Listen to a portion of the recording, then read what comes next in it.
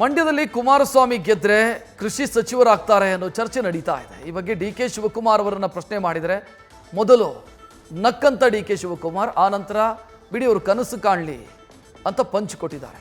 D K Shivakumar ಅವರ counter ಹೇಗಿತ್ತು ನೋಡೋಣ. ಏನ್ ಪಂಚ್ ಗುರುನಲ್ಲಿ.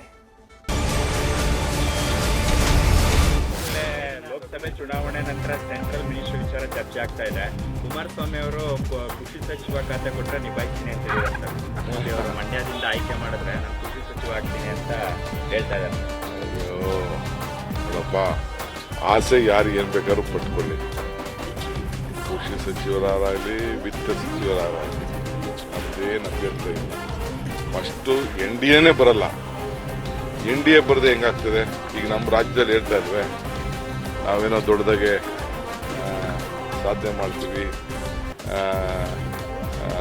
ರಾಜ್ಯದಲ್ಲಿ 25 ಜನ ಬಂದ್ಬಿಡ್ತಾರೆ, 30 ಜನ ಬರ್ತಾರೆ, 40 ಜನ ಬರ್ತಾರೆ, 50 ಜನ ಬರ್ತಾರೆ, ಸರ್ಕಾರ ಮಾಡ್ತೀವಿ ಅಂತ.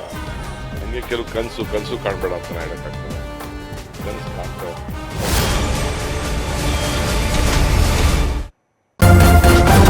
ನ್ಯೂಸ್ ಫಸ್ಟ್ ನಿರ್ಭೀತಿಯಿಂದ ನಿಮ್ಮ ಪರವಾಗಿ.